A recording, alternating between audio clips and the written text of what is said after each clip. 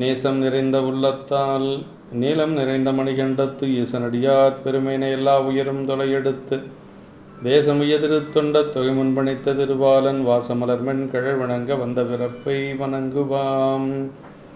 தூக்கு சீர் திருத்தொண்ட தொகை விரி வாக்கினால் சொல்ல வல்ல பிரான் எங்கள் பாக்கிய பயனாம் பதிக்குன்றைவாள் செக்கிழாரடி சென்னி இருத்துவாம். கயிலாய பரம்பரையில் சிவஞான போத நெறி காட்டும் வெண்ணை பயில்வாய்மை வெய்கண்டான் சந்ததிக்கோர் மெய்ஞான பானுவாகி குயிலாரும் பொழில் திருஆவிடுதுறைவாள் குரு நமச்சிவாய தேவன் செயலாதி மரபுடையோன் திருமரபு நீடொழி தளிக மாதோ. எல்லாம் வல்ல பெருமான் அருள் தரும் பன்னார் மொழியமுடன் நபர் திரு நனாவுடையாருடைய திருவிடலை வணங்கி எம்பெருமக்கள் நாயன்மாருடைய பொன்னார் திருவிடை தாமர்களை மனமொழி மிகளாலை வணங்கி உரையாசிரியர் சிவக்கணியாவுடைய திருவடிகளை நேரில் நினைந்து அடியனுடைய ஞானாசிரிய பெருந்தையாருடைய திருவடி தாமர்களை மனமொழி மிகளாலை வணங்கி திருவாவடுதுறை ஆதீன குருமுக சன்னிதானங்களுடைய பொன்னார் திருவடி தாமர்களை மனம் மொழி மெய்களாலே வணங்கி அமைகின்றேன். அன்பார்ந்த சிவனை செல்வர்களே, இன்று வைகாசி மாதம் பரணி நட்சத்திரம் எம்பெருமான் கலட்சிங்க நாயனார் குருபூசி திருநாள்.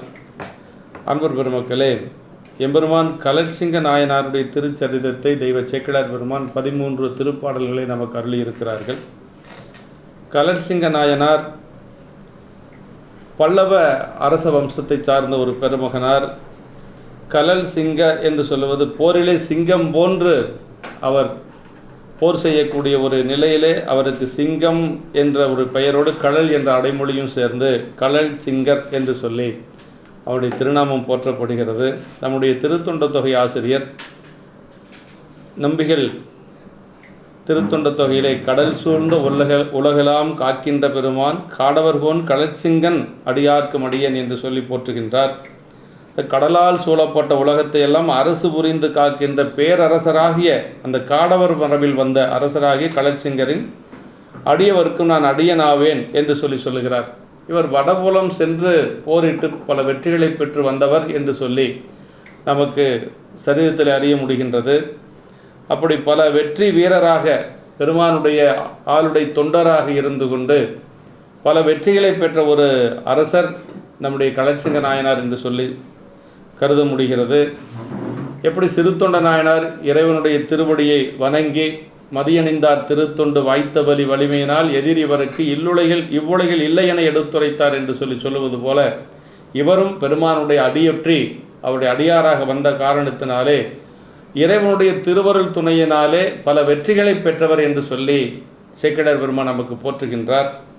அப்படிப்பட்ட நாயனார் பல்லவர் குலத்தை சார்ந்தவர் என்று சொல்லி இவர் 3வது நந்திவர்மன் என்ற பெயராலே கல்வெட்டுக்களிலே குறிப்பிடப்படுகிறது என்று சொல்லி சிவக்குணியை அவர்கள் உரையிலே கூறியிருக்கிறார்கள்.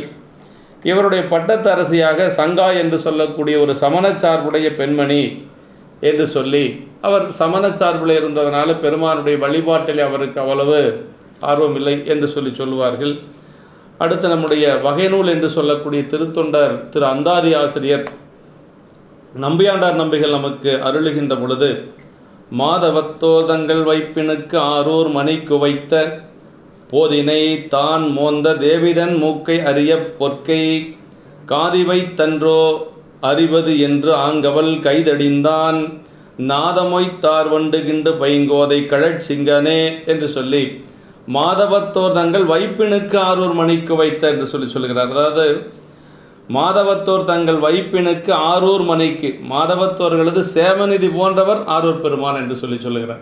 நல்ல தவம் செய்த அடியார்களுக்கு ஒரு வைப்பு நிதி போன்றவர் ஆரூர் பெருமான் என்று சொல்லுகிறார். அப்படிப்பட்ட சேமநிதி போன்றவராக இருக்கக்கூடிய திருவாரூரிலே ஒரு மணி போன்றவராக இருக்கக்கூடிய நாயகருக்காக வைக்கப்பட்ட மலரை எடுத்து தன்னுடைய பட்டத்தரசி முகந்து பார்த்த அந்த பட்டத்தரசியினுடைய மூக்கை செருத்துணையார் அறிய அதை அந்த மலரை எடுத்து கொடுத்த அந்த பிழையினை செய்த கையினை முதலில் சேரித்த பின்னரென்றோ மூக்கை அறிவது என்று தன்னுடைய மனைவி என்று பாராது பட்டத்தரசி என்று பாராது அந்த முகந்து பார்ப்பதற்கான மலரை எடுத்த கையை துணித்தவர் நம்முடைய பண்ணுடன் மொய்த்து கூடி வண்டுகள் திளைக்கும் மாலையணிந்த கலல் சிங்கர் என்று சொல்லி நம்முடைய கலட்சிங்க நாயனார் செய்த தொண்டை அவருடைய அந்த ஒரு வீரமிக்க அந்த ஒரு தொண்டை பற்றற்ற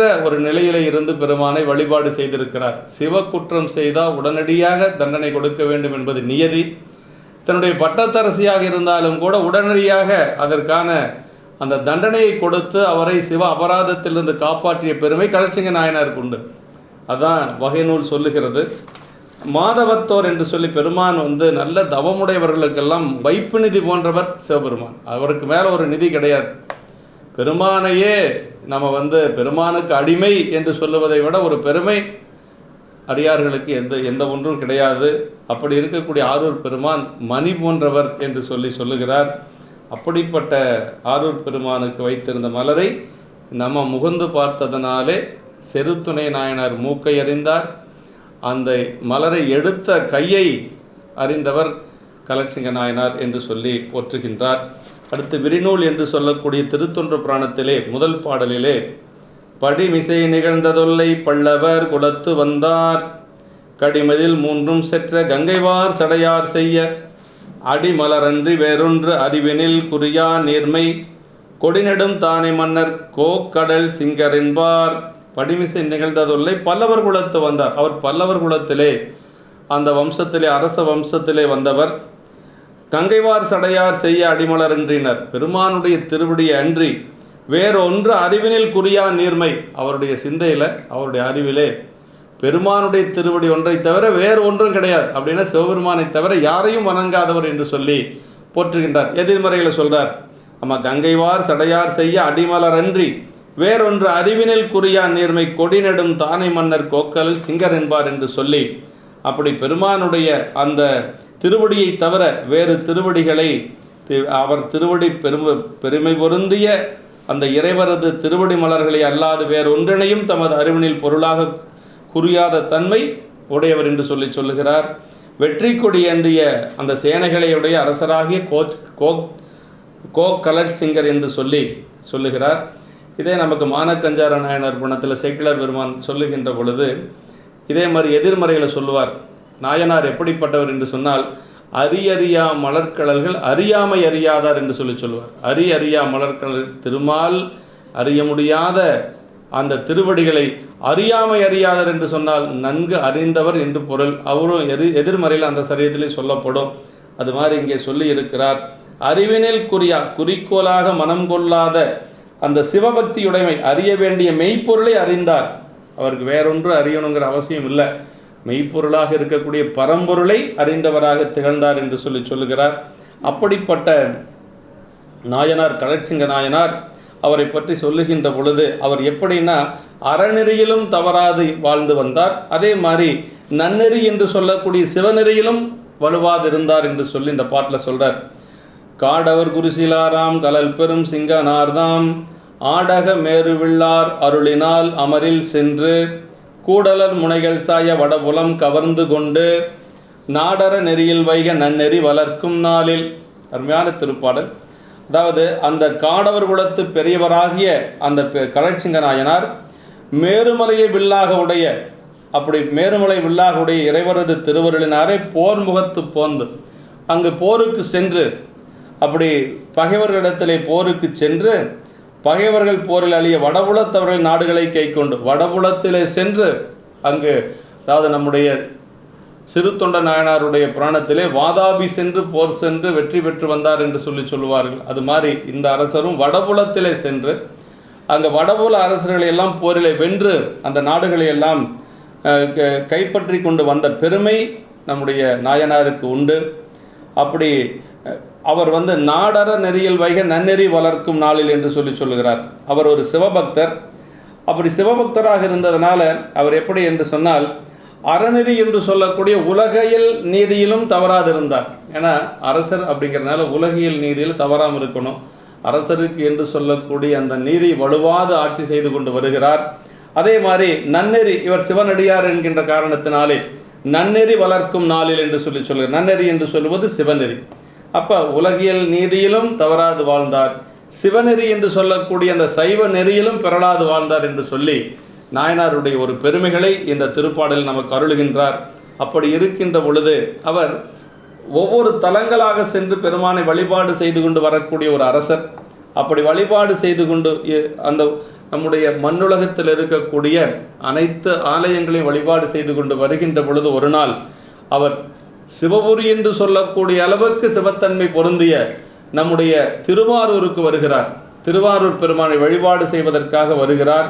வருகின்ற பொழுது தன்னுடைய மனையாளையும் பட்டத்து அரசையும் அழைத்து கொண்டு வருகிறார். அதான் சொல்லார், குவளையத் அரணார் மேவும் கோயில்கள் பலவும் சென்று தவலரும் அன்பில் தாழ்ந்து தக்கமை தொண்டு செய்வார் சிவபுரி என்ன மன்னும் தென்திரு ஆரூர் எய்தி பவமறுத்து ஆட்கொள்வார்தம் கோயிலுள் பணிய புக்கார். பவமறுத்து ஆட்கொள்வார்தம் கோயில், அதாவது ஆரூர் பெருமான் என்ன செய்வார் அப்படின்னா, நம்முடைய பிறப்பை நீக்கக்கூடிய பெருமான், பிறப்பை நீக்கி அருள் செய்யக்கூடிய பெருமான். பிறப்பை நீக்கி என்ன செய்வார், தன்னுடைய மலரடிக்கு கீழ் சேர்ப்பார்.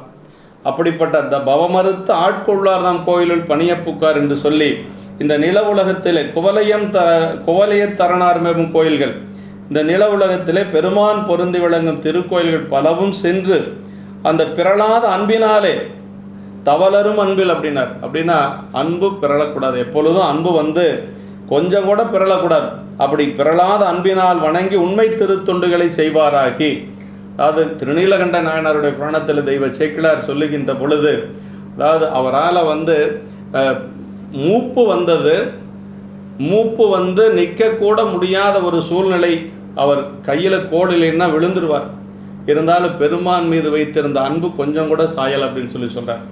அவர் அந்த இடத்தை நமக்கு சொல்லுகின்ற பொழுது, வளமளி இளமை நீங்கி வடிவுறு மூப்பு தளர்வோடு சாய்ந்தும் அன்பு தம்பிரான் திறத்து சாயார் அப்படின்னா, அன்பு தம்பிரான் திறத்து சாயார் அப்படிங்கிறது ரொம்ப முக்கியம். இளமை இருக்கலாம், முதுமை வரலாம், என்ன வேணாலும் ஆகலாம், எப்பொழுது வேணாலும் பெருமான் நம்மை அழைத்து கொண்டு செல்லலாம். ஆனால் இறைவன் மீது வைத்திருக்கக்கூடிய அன்பு என்று சொல்லுவது கொஞ்சம் கூட குறையக்கூடாது. அப்படி நாயனார் வாழ்ந்தார் என்று சொல்லுவார். அது மாதிரி இங்கேயும் நம்முடைய நாயனார் அப்படி பெருமான் மீது வைத்திருந்த அன்பு பிறளாத அன்பினாலே வணங்கி உண்மை திருத்தொண்டுகளை செய்து வருகின்றார். அப்படி வருகின்றவர் சிவநகர் என்று சொல்லக்கூடிய நிலைபெற்ற தென்திரு ஆரூரனை சேர்ந்து, அதாவது சிவபுரி என்னும் மண்ணும் தென்திரு ஆரூர் எய்தி, சிவபுரி என்று சொல்லக்கூடிய அளவுக்கு பெருமை பெற்ற ஆரூர். ஏன்னா ஆரூர் பெருமான் அங்கு வழிபாடு செய்யக்கூடிய அடியவர்களுக்கு முக்தி கொடுப்பார். திருவாரூர் பிறந்தார்கள் எல்லாருக்கும் அடியேன் என்று சொல்லி நம்பிகள் திருத்தொண்ட தொகையில் சொல்கிறாருன்னா, அந்த திருவாரூரில் பிறக்கக்கூடிய அந்த அத்துணை ஆன்மாக்களும் இறைவனுடைய திருவடி செல்லக்கூடிய ஆன்மாக்கள், முக்திக்கு செல்லக்கூடிய ஆன்மாக்கள் என்று சொல்லி, அப்படி சிவபுரி என்ன மன்னும் தென்திரு ஆரூர் எய்தி பவமறுத்து ஆட்கொள்வார்தம் கோயிலில் பணிய புக்கார் என்று சொல்லி, அப்படி பிறவியினை அறுத்து ஆளாக கொள்ளும் இறைவரது திருக்கோயிலுக்குள்ளே அவர் வழிபாடு செய்வதற்காக உள்ளே செல்லுகின்றார். அதான் சொல்கிறார் இந்த பாட்டில், தக்கமை தொண்டு தமக்கு தகுதியான மெய்த்தொண்டு, உண்மை நெறியில் நிற்கும் தொண்டு, உடம்பினாலே என்ன தொண்டு செய்ய முடியுமோ அதை செய்கிறது. மலர் தொடுத்து கொடுப்பது, உளவார பணிகள் செய்வது, பெருமானுக்கு திருவிளக்கு ஏற்றுவது, இப்படியெல்லாம் அந்த மெய்த்தொண்டு செய்தார் என்று சொல்கிறார். சிவபுரி என்ன மன்னும் அப்படின்னா, சிவலோகம் இது என்று சொல்லும்படி திருவாரூர் பிறந்தார்கள் எல்லாரும் பிறவேற முக்தியில் செல்லக்கூடிய பெருமையுடையது என்று சொல்லி, அந்த சிவபுரி என்று சொல்லக்கூடிய அளவுக்கு அது உயர்ந்த ஒரு பதி என்று சொல்லுகிறார். பவமறுத்து ஆளவல்லார், பிறவி வேறினை அறுத்து தம் அடிமையாக வைப்பவர் என்று சொல்லி, அப்படிப்பட்ட பெருமானை வணங்குவதற்காக அங்கு செல்லுகிறார். அப்படி செல்லுகின்ற பொழுது அதாவது அரசியல் முரசுகளுடைய சேனை மன்னர் ஐவகை குழுக்கள் சூழ பெருமானது கோயிலுக்குள்ளே சென்று புற்றிடம் கொண்ட பெருமானை வணங்குவதற்காக உள்ளே செல்லுகின்றார். அப்படி செல்லுகின்ற பொழுது அந்த மனமிக்க மலர்களை அணிந்த மெல்லிய கூந்தலுடைய உரிமை தேவியர்களுள்ளே புகழால் சிறந்து உயர்ந்த பட்டத்து தனித்தேவி. அதாவது அந்த காலத்திலே அரசர்களுக்கு பல மனைவிகள் உண்டு அப்படிங்கிறது இதிலிருந்து தெரியுது.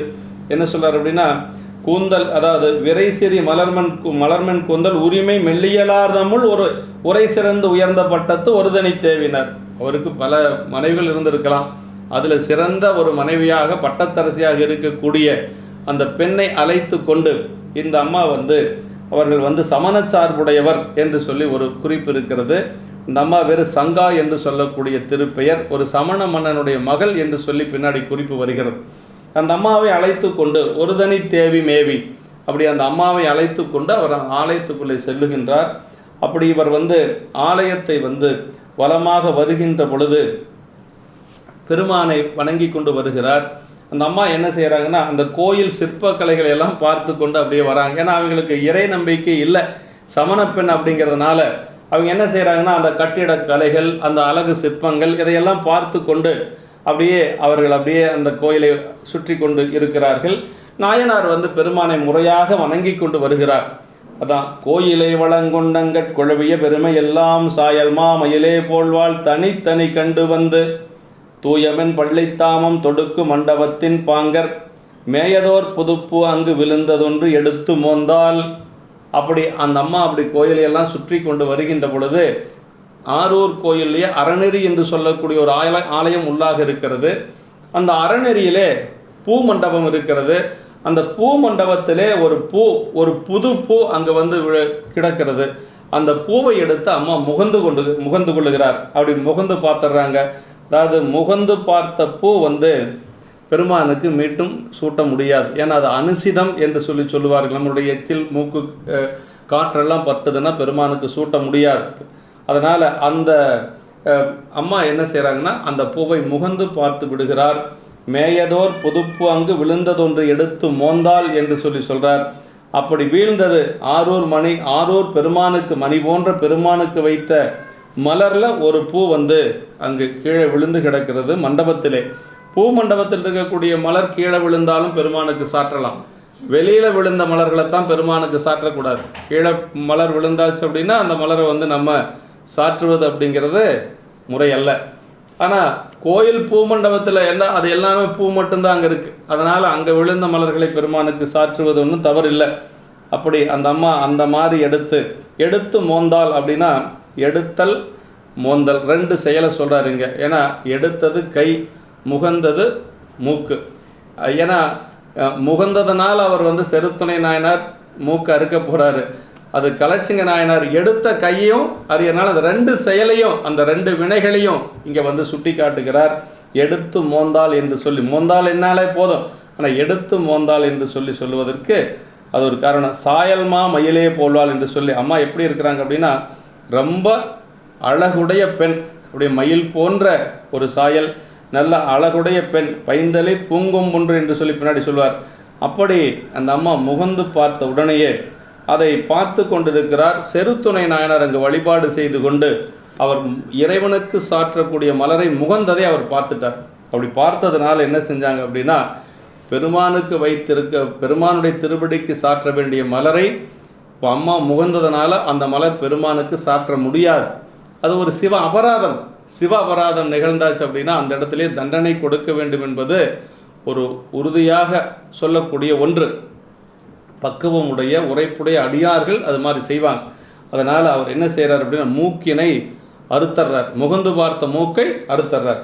புது மலர் மோந்த போதில் செருத்துணை புனித தொண்டர் இது மலர் திறமுற்றத்து உள் எடுத்து மோந்தனலாம் என்று கதுமென ஓடிச் சென்று கருவிகை கொண்டு பற்றி மதுமலர் திருவொப்பாடன் மூக்கினை பிடித்து வார்ந்தார். என்ன செய்கிறார் அப்படின்னா அந்த செருத்துணை நாயனார் அதை பார்த்துட்டு கொண்டிருந்து அங்கு வேகமாக அந்த மலரினை பூமண்டப திருமுட்டத்தில் எடுத்து மோந்தவளாகிய அந்த அரசி என்றும் பாராது ஓடிப்போய் கருவி எடுத்து கொண்டு பற்றி கொண்டு அந்த தாமரையில் வீற்றிருக்கும் லக்கிமி போன்ற அந்த அம்மாவுடைய மூக்கினை அறுத்து விடுகிறார். அறுத்த உடனேயே குருதி சோர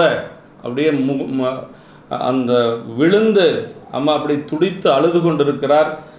ஒரு தோகை மயிலென துலங்கி என்று சேக்கிழ பெருமான் அந்த இடத்த சொல்றார். அந்த சத்தம் கேட்டு அரசரும் அங்கு விடுகிறார். வார்ந்திலி குருதி சோர மலர் கரும் குழலும் சோர சோர்ந்து வீழ்ந்தரற்றும் தோகை மயிலென துலங்கி மண்ணில் சேர்ந்தயர்ந்துரிமை தேவி புலம்பிடச் செம்பொல் புற்றில் ஆர்ந்த பேர் ஒளியை கும்பிட்டு அரசரும் அணைய வந்தார். இந்த சத்தத்தை கேட்டு மூக்க அறுத்ததுனால குருதி பெருகி ஓடுகிறது. மலர் சூடி அந்த கரிய கூந்தல் அவிழ்ந்து அந்த அம்மா அழகு போன்ற நல்ல ஒரு அழகான மயில் போன்ற அந்த சாயலுடைய அந்த அம்மா அந்த கூந்தலெல்லாம் அவிழ்ந்து சோர்ந்து போய் அந்த மயில் போல நடுங்கி தரையின் மேல் வீழ்ந்து அயர்ந்து இருக்கிறாங்க. பட்டத்தரசி புலம்புகின்ற அந்த சத்தத்தை கேட்டு அந்த பெருமானை கும்பிட்டு அரசரும் அங்கு சேருகிறார். அரசர் அங்கு சேர்ந்த உடனேயே அரசருக்கு தன்னுடைய தன்னுடைய மாதேவியை இப்படி செய்து விட்டார்கள் என்று சொல்லி ஒரு கோபத்தோடு வருகிறார். வந்தனை உற்ற மன்னர் மலர்ந்த கற்பகத்தின் வாச பைந்தலர் பூங்கும் ஒன்று பார்மிசை வீழ்ந்தது என்ன நொந்தளிந்த அரற்றுவாலை நோக்கி இவ்வண்டத்துள்ளோர் இந்த வெவ்வினை அஞ்சாதே யார் செய்தார் என்னும் எல்லை. பார்த்த உடனே அவருக்கு எப்படி இருக்கும்? அப்படி பார்த்துட்டு அவர் சொல்றார், இந்த பூவுலக அண்டத்தில் உள்ளவர்கள் இந்த கொடிய செயலை அச்சமில்லாது செய்தவர் யார்? அப்படி ஒரு கோபமாக கேட்கிறார். யாரையே அதை செய்தது என்று சொல்லி அவர் அப்படி கோபமாக கேட்கிறார். இது மாதிரி தான் எரிபத்த நாயனாருடைய புராணத்தில் புகழ்ச்சோழருடைய பட்டத்து யானையை வெட்டி விடுகிறார் எரிபத்த நாயனார். சிவகாமி ஆண்டாருடைய திருப்பள்ளி தாமத்துக்கு கொண்டு சென்ற மலரை கீழே, அதுவும் மலர் தான், இது இங்கே மலர் தான், ஆமாம் ரெண்டும் ஒன்று தான். அப்படி மலர் திருப்பள்ளி தாமத்துக்கு கொண்டு போய் சேர்க்க வேண்டிய மலரை பறித்து கீழே சிந்தியதனால அந்த யானையை பட்டத்து யானை என்று கூட பாராது நம்முடைய எரிபத்த நாயனார் வெட்டி வீழ்த்துகிறார். குத்துக்கால் பாகர்களையும் வீழ்த்துகிறார். அங்கே வந்து புகழ்ச்சோழரிடத்தில் என்ன சொல்லிவிடுகிறார் என்று சொன்னால், யாரோ பகைவர்கள் வந்து பட்டத்து யானை வெற்றி விட்டார்கள் என்று சொல்லுகின்ற பொழுது அந்த இடத்துக்கு வேகமாக வருகிறார் குதிரையில். வந்த புகழ்ச்சோழர் சொல்றார், வென்றவர் யாவர் என்றான் வெடிபடு முழங்கும் சொல்லான் அப்படின்னார். அப்படி வெடிபடு முழங்கும் சொல், அப்படி வெடிக்கிறார் புகழ்ச்சோழர். யார் அதை செய்தார்கள், வென்றவர் யார் என்று சொல்லி அப்படி கேட்கின்ற பொழுது அப்புறம் அதற்கு பிறகு கையிலே மலுவோடு அவர் அங்கே நின்று கொண்டிருப்பார் எரிபத்தர். அவரை பார்த்த உடனேயே அவர் நினைச்சாராம், மனசில் நினைக்கிறத சேக்கிட பெருமான் நமக்கு சொல்கிறார், குழையணி காதினானுக்கு அன்பராம் குணத்தின் மிக்கார் பிழைபடி நன்றி கொள்ளார் அப்படின்னார். அவர் சிவபெருமானுடைய அடியார், அதனால் அவர் மேலே எந்த தவறும் இருக்காது, யானை மீது தான் தவறு இருந்திருக்கும் என்று சொல்லி அப்பொழுதே முடிவு செய்கிறார். அது மாதிரி இங்கே நாயனார் அப்படி ஒரு சத்தமாக கேட்கிறார், யார் அதை செய்தவர்கள் என்று சொல்லி.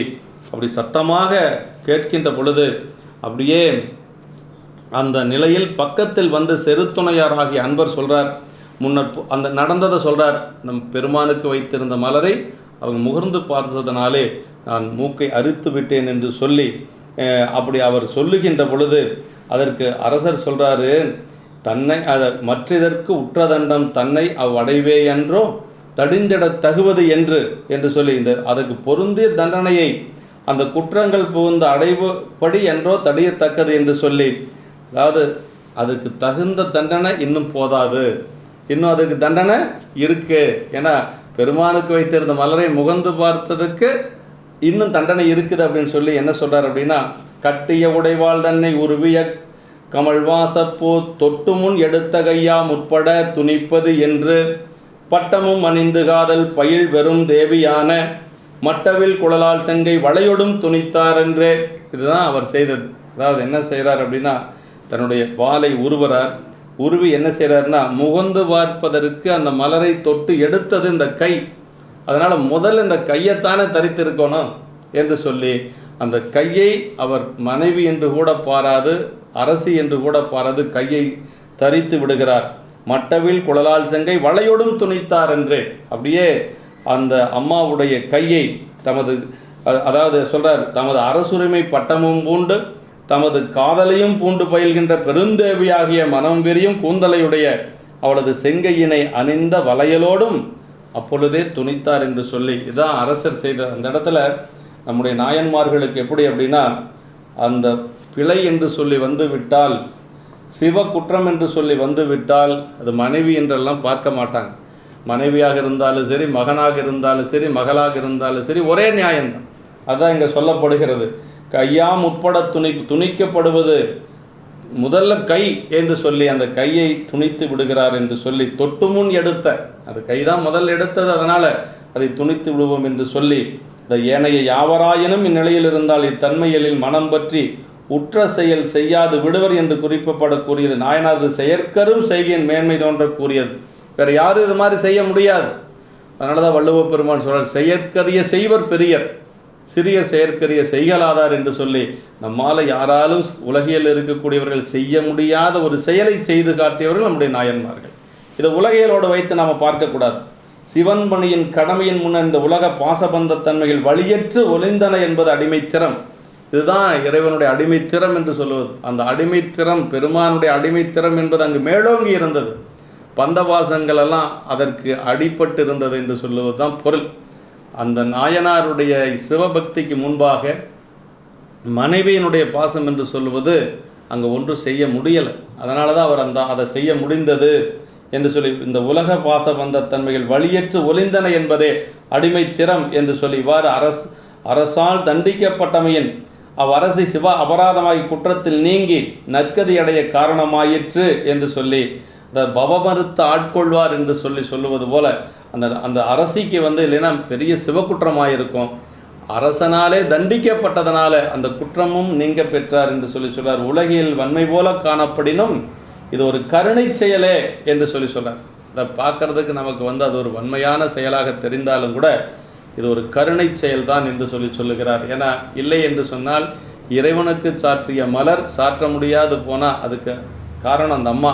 அதனால் அது ஒரு பெரிய சிவக்குற்றமாக ஆகியிருக்கும். எப்படி சண்டீஸ்வர நாயனாருடைய அப்பா பாலை காலால் தரித்ததனால, அவர் நாயனார் காலை தரித்ததனால வெட்டியதனால அவர் சிவலோகம் பெறப்பெற்றார், அந்த குற்றம் நீங்கி. அது மாதிரி இங்கே அம்மையாருடைய குற்றம் நீங்க பெற்றது என்று சொல்லி, நீடுபெறும் பாவமின்றே நீங்குமென நாடி என்று சொல்வது போல சொல்கிறாருங்க. அப்படி ஒருதனை தேவி செங்கை உடைவாளால் துணைத்த போது பெருகிய தொண்டரார்ப்பின் பிறங்கொலி புவிமேல் பொங்க இருவிசும்படைய ஓங்கும் இமையவர் ஆர்ப்பும் விம்மி மருவிய தெய்வவாச மலர்மலை பொழிந்ததென்றே என்று சொல்லி, அப்படி ஒப்பற்ற தனித்தேவியனுடைய செங்கையினை அரசர் உடைவாளினால் துண்டித்த போது, அப்படியே அரசர் தன்னுடைய மனைவி என்று பாராது தன்னுடைய வாளினாலே அந்த செங்கையை துண்டித்த பொழுது பெருகிய தொண்டர்களின் அறமுழக்கமாகி விளக்கமுடைய ஒளி நிலவுகளின் மேலே பொங்க, அப்படியே தொண்டர்கள் எல்லாம் அந்த இடத்துல அதை பார்த்து இருந்த தொண்டர்கள் அரகர அரகர என்று சொல்லி சிவமுழக்கம் இடுகிறார்கள். அப்படி ஆகாயம் முழுவதும் கிளம்பும் தேவர்களது முழக்கமும் கூடி பெருகி தேவர்களும் அங்கு முழக்கம் இடுகிறார்கள். பொருந்திய தெய்வ மனமுடைய கற்பக பூமாரியும் அப்பொழுதே பெய்தது. இந்த செய்கை நடந்த உடனேயே மேலிருந்து தேவர்கள் எல்லாம் கற்பக மலை பொழிந்தார்கள். இந்த அருட்செயலை பார்த்து எல்லோரும் வியந்து போய், இப்படி கூட சிவனடியார்கள் அரசர்கள் இந்த உலகத்தில் இருக்கிறார்கள் என்று சொல்லி நாயனாருடைய அந்த செயற்கரும் செய்கையை பார்த்து தேவர்கள் எல்லாம் மேலிருந்து அப்படியே கற்பக மலை பொழிகின்றார்கள். அடைய நிறைய நம்மளோ அப்படியே அந்த அது திருத்தொண்டின் விளக்கமும் அருமைப்பாடும் கண்டபொழுது இது போன்ற அதிசயங்கள் எல்லாம் நடக்கும் என்று சொல்லி, தெய்வ வாசமலர் மனமுள்ள மந்தார முதலிய தெய்வ மலர்களுடைய பூக்கள் எல்லாம் மேலிருந்து அப்படியே பொலிகிறது சொல்றார். அரிய திருத்தொண்டாற்றும் அரசனார் அளவில் காலம் மருவிய உரிமை தாங்கி மாலையற்கரியார் மன்னும் திருவருட் சிறப்பினாலே செய்ய சேவடியின் நீழல் பெருகிய உரிமையாகும் பேரருள் எய்தினாரே.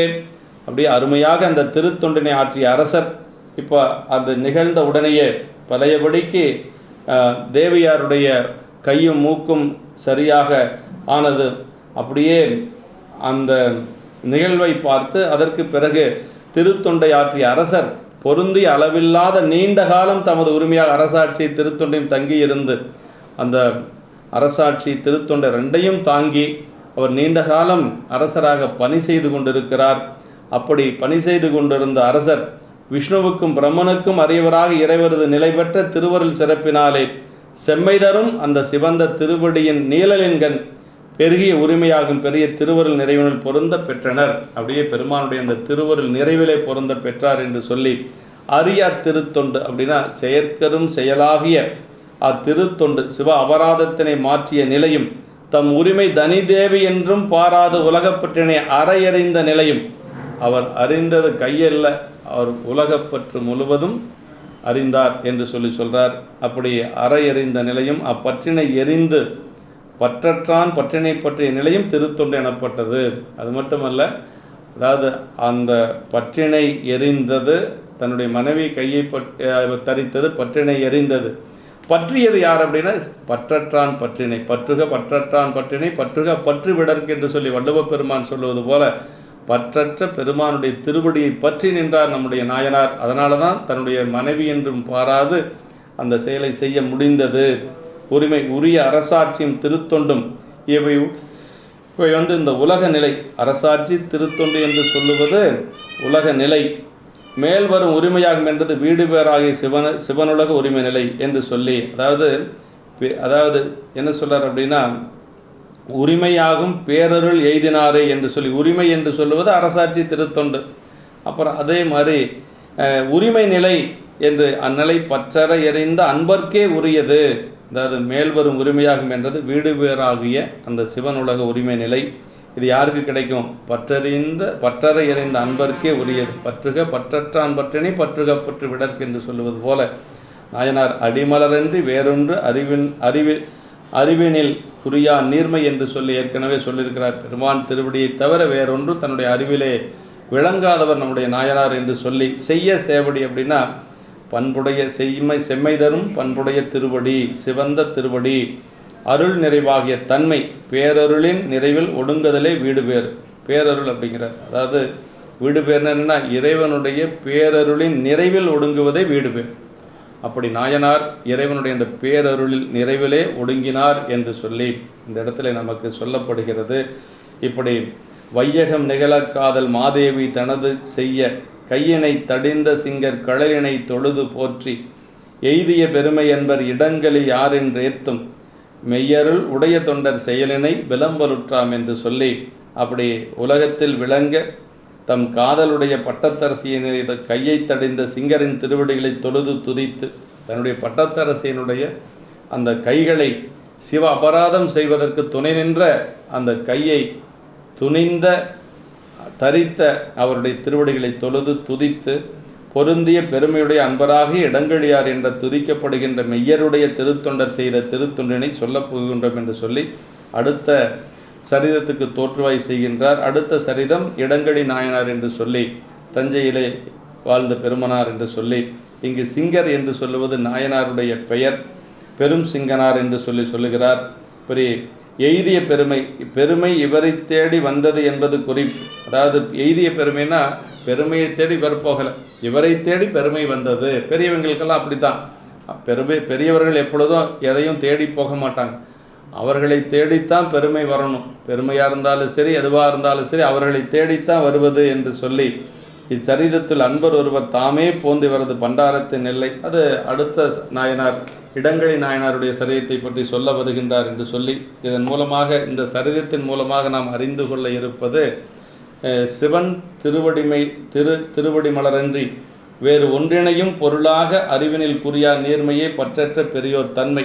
பெரியவங்க எப்படி இருப்பாங்க அப்படின்னா பெருமானுடைய திருவடியை தவிர அவங்களுடைய அறிவில் வேறு ஒன்றும் நில்லாது என்று சொல்லி அப்படி இருக்கக்கூடியவர்கள் அரசர் அமரில் சேரலும் நாடு கவர்தல் முதலாகிய உலகியல் செயல்களையும் திருவருளை முன்னிட்டே செய்தல் அவர்களது அடியராம் தன்மையினால் ஆவது. அரசர்கள் நல்ல அடியார்கள் அரசராக இருக்கக்கூடியவர்கள் என்ன செய்வாங்கன்னா இறைவனுடைய திருவருள் துணை நின்று அதை முன்வைத்து மற்ற அரசர்களோடு சண்டை செய்வது போருக்கு செய்வது இதெல்லாம் செய்து கொண்டிருந்தார்கள். அப்படின்னா அவர்கள் அந்த அறநெறி வலுவாது போரிலே ஈடுபட்டார்கள் என்று நமக்கு தெரிய முடிகிறது. சிவன் கோயில்கள் சென்று வழிபடுதலும் தமக்கேற்ற பணி செய்தலும் அரசரும் செய்யத்தக்கன. பாருங்க, அரசராக இருந்தாலும் பணி செய்யணும், யாராக இருந்தாலும் பெருமானிடத்திலே அரசர் ஆண்டி எல்லாம் யாரும் கிடையாது, எல்லாரும் ஒன்று தான். சேரமான் பெருமான் நாயனார் நம்முடைய மலைநாட்டை சார்ந்த சேரமான் பெருமான் நாயனார் களரிற் செய்வார் என்று சொல்லக்கூடிய சேரமான் பெருமாள் நாயனார் என்ன செய்வார்னா புலரி எழுந்து புனல் மூழ்கி புனித வெண்ணீற்றினுள் மூழ்கி நிலவும் நந்தவன பணிகள் நீடு செய்து அப்படிங்கிறார். அப்படின்னா நந்தவனத்தில் போய் தண்ணி கட்டுவாராம், மலர் பறிப்பாராம், மலர்களெல்லாம் பறித்த மலர்களை தொடுத்து சாமிக்கு கொடுப்பாராம். இப்படியெல்லாம் தொண்டு செய்திருக்கிறார் சேரமான் பெருமான் நாயனார். ஆனால் அவர் அரசர். அப்போ அரசராக இருந்தாலும் சரி சிவன் கோயிலிலே வழிபாடு செய்வது பெருமானுக்கேற்ற பணிகளை செய்வது என்று சொல்லி அவ்வாறு செய்தல். அதாவது உலக இயல்பும் அரசு இயல்பும் உறுதி அல்ல என்று உணர்வார். புலரி எழுந்து புனல் மூழ்கி புனித வெண்ணீற்றில் மூழ்கி நிலவும் நந்தவன பணிகள் நீடு செய்து என்று சொல்லி அந்த சரீரத்தில் சேக்கிழார் பெருமான் நமக்கு அருளுகின்றார். அவ்வாறு செய்தல் தமக்கேயன்றி தம் கீழ் வாழும் உலகினரையும் அன்பு நெறியில் வழிகாட்டி உய்விப்பது என்று சொல்லி தான் மட்டும் செய்யறதில்லை, தனக்கு கீழே இருக்கக்கூடிய உலகத்தார்களையும் அந்த அன்பு நெறியிலே வழிகாட்டி உய்விப்பது என்று சொல்லுகிறார். சிவாலயத்தில் சிவனுக்காக உள்ள பூவை மோந்தலும் அவ்வாறே சிவனுக்குரிய பிற பண்டங்களையும் தான் நுகர எண்ணுதலும் பாவமும் சிவ அபராதமும். கோயில் இருக்கக்கூடிய எந்த ஒரு பொருளையும் நாம் எடுத்து வருவோம்னு நினைக்கக்கூட கூடாது, எடுக்கக்கூடாது. அதை நினைக்கவே கூடாது என்று சொல்லுகிறார். சிவ அபராதம் நிகழ கண்டபோது அது செய்தார் யாவரே ஆயினும் உரியபடி ஒருத்து தண்டம் செய்தல் கடன்.